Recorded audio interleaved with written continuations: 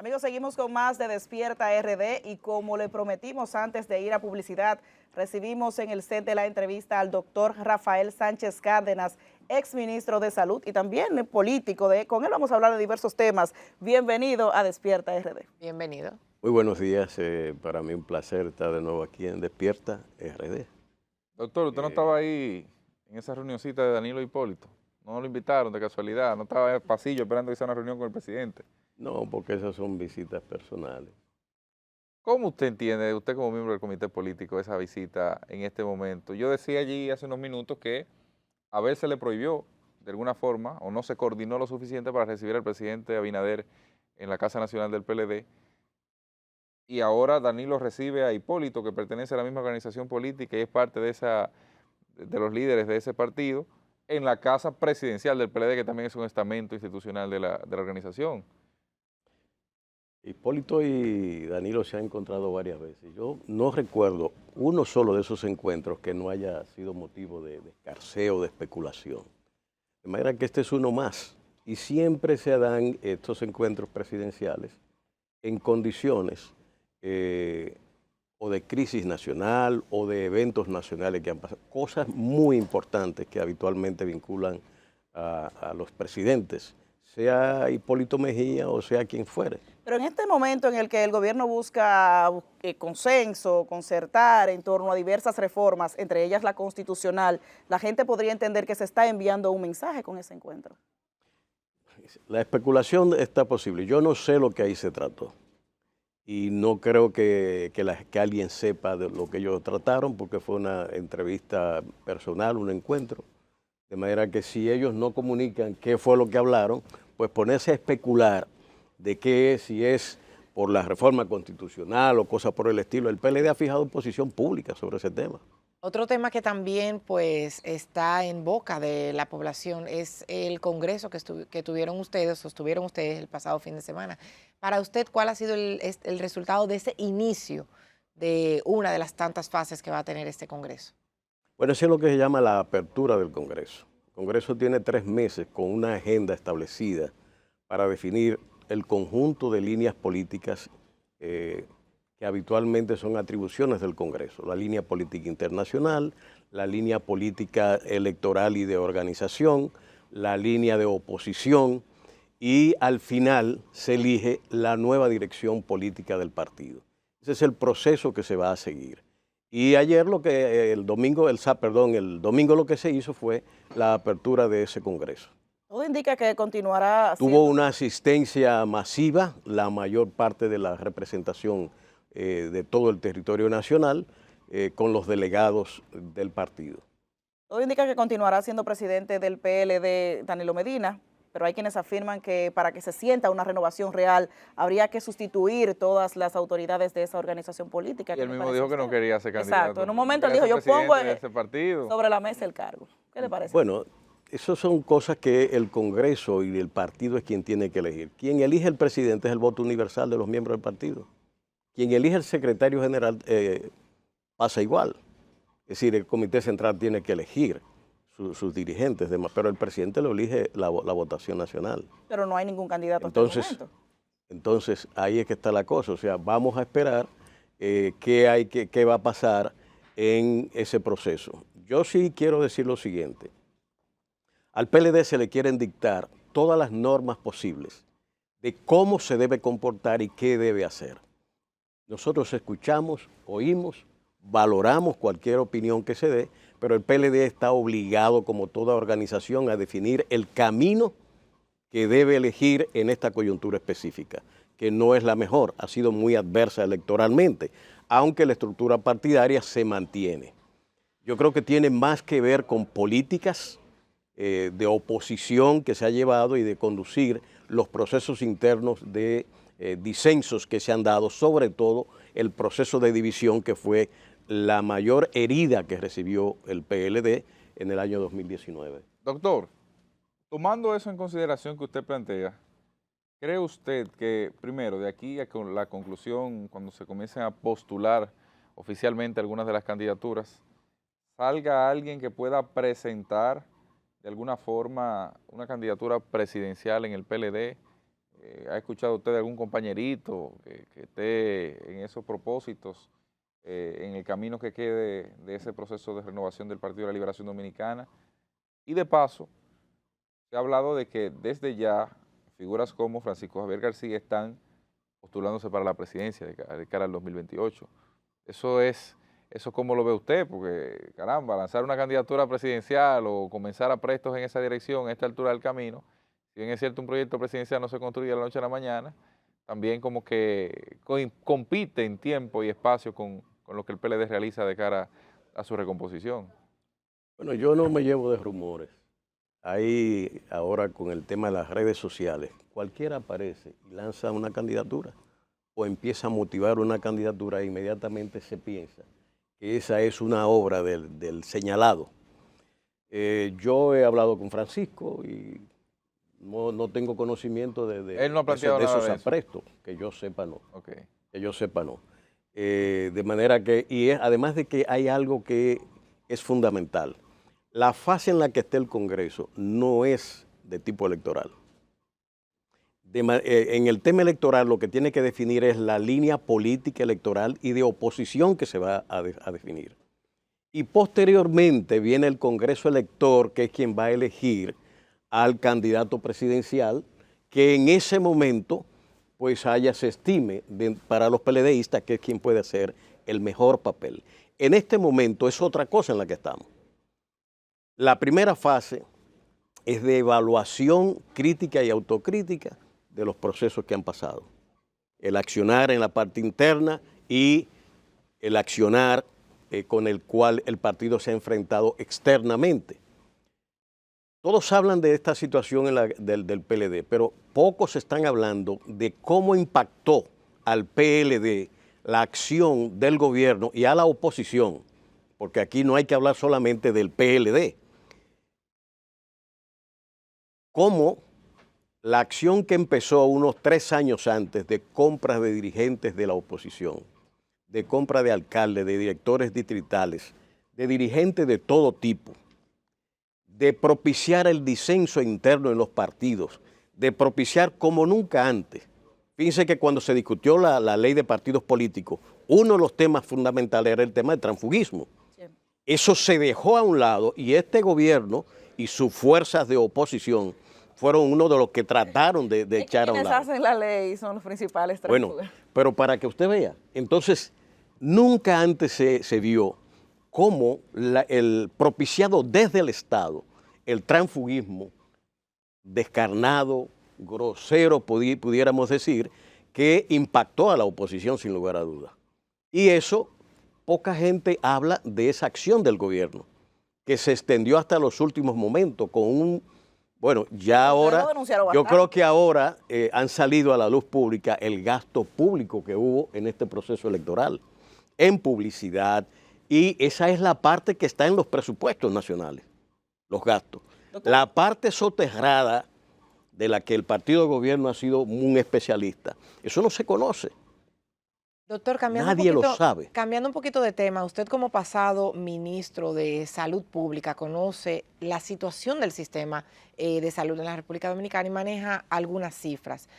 Recientemente la República Dominicana, su Cancillería, pues la Cancillería de aquí emitió un comunicado con relación a unas acusaciones del gobierno haitiano, diciendo que aquí pues se está teniendo un trato inhumano con los haitianos que están en la frontera.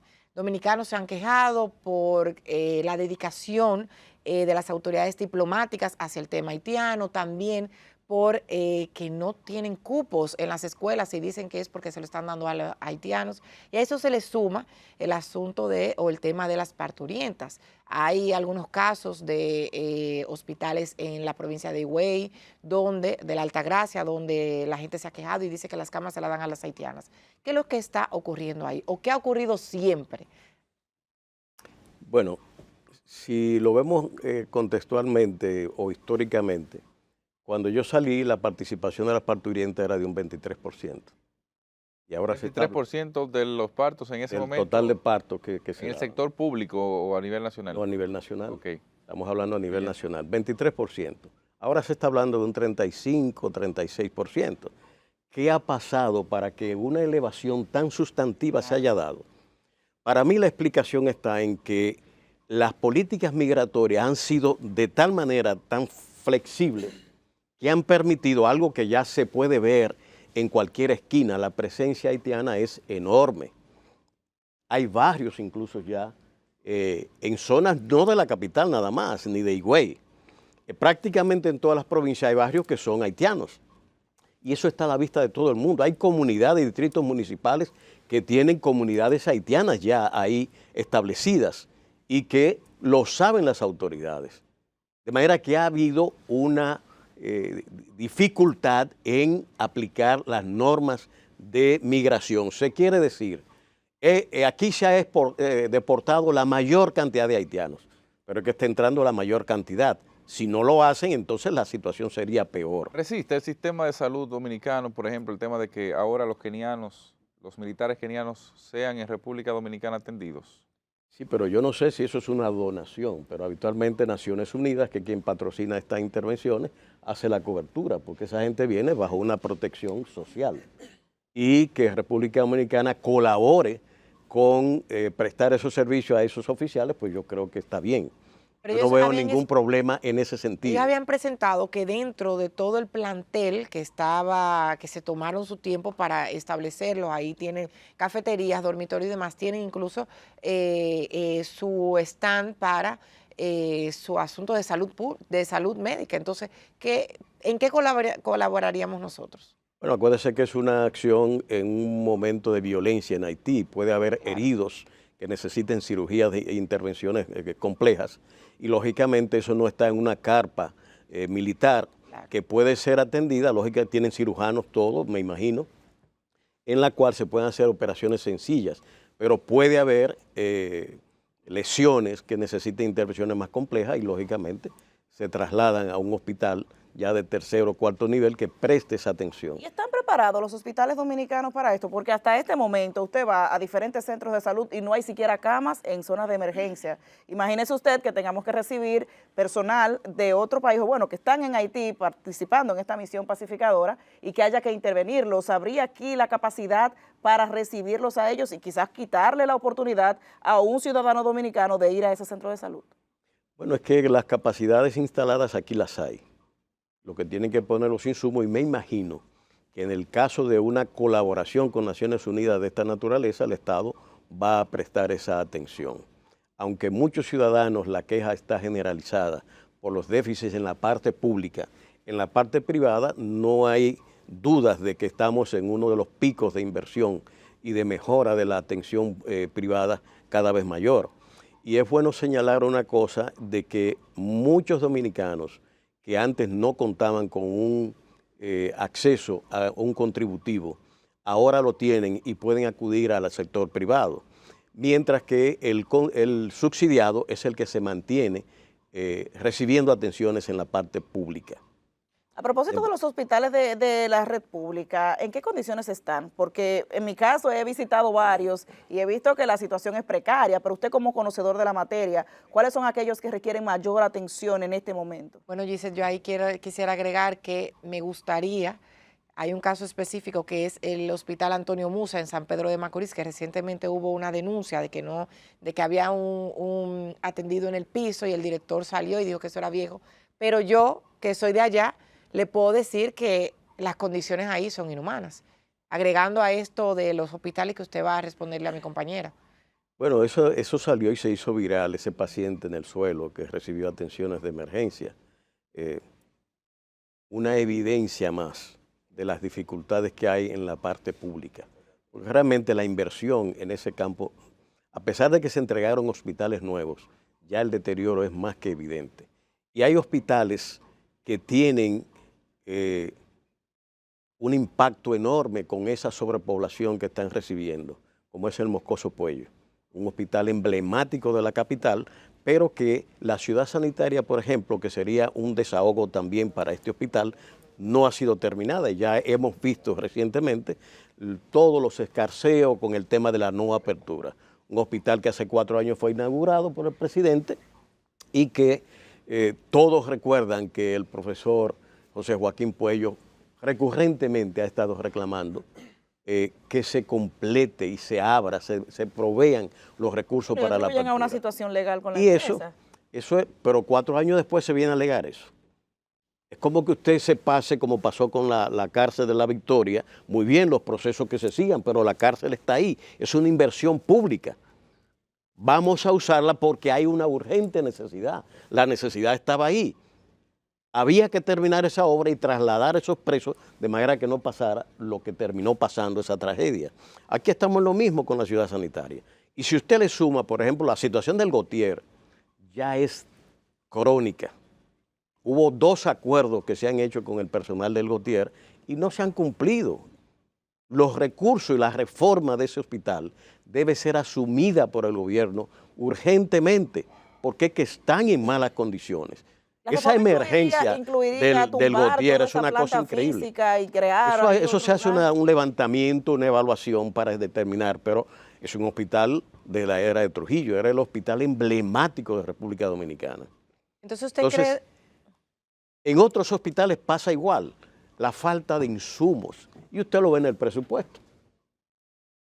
En el programa de gobierno del PRM dice que iba a invertir un 4% en educación, en salud. Y la cosa está exactamente como la recibieron, o peor. Entonces, ¿usted cree que, eso le iba a preguntar, que el sistema de salud dominicano ahora está mejor o peor? Yo la veo mucho peor. Doctor, Los programas de 911 ¿ha mejorado o ha empeorado el 911? Alto costo no es objeto de cuestionamientos permanentes. Eso es una cosa que está ahí. El tema de los hospitales, de las boticas que están desabastecidas, es decir, eso es constante y eso no ha variado. Y ahora hay con las cirugías selectivas que se van relegando y la gente esperando una cirugía. Es algo que está silencioso pero que está ahí. Ya vimos incluso, el nuevo ministro ha publicado los boletines epidemiológicos que no se publicaban. Óiganme, hasta ahora, hace 2 semanas, no se había publicado un solo boletín hasta mitad de año epidemiológico. Y de un bloque se tiraron 15. Bueno, doctor, gracias por En un habernos elemento clave, porque informar a la población Claro. Sí. permite que la población tome Claro. previsiones. No, y se hizo un compromiso Y de transparencia. actualización. Se ha mantenido controlado el tema del dengue hasta No, esta y de hora. transparencia. Bueno, este es el año del dengue más importante de toda la historia. Ya van 9.4 millones de afectados en las Américas. Aquí, según los datos que están apareciendo ahí, estamos subiendo lógicamente, pero no en la magnitud aparentemente por los boletines Gracias a epidemiológicos Dios. que estamos en. Doctor, muchas las gracias por Américas. habernos Muchas acompañado gracias. esta mañana. Gracias Señores, a ustedes. vamos a publicidad. Al regreso continuamos con más de Despierta RD. Ya venimos.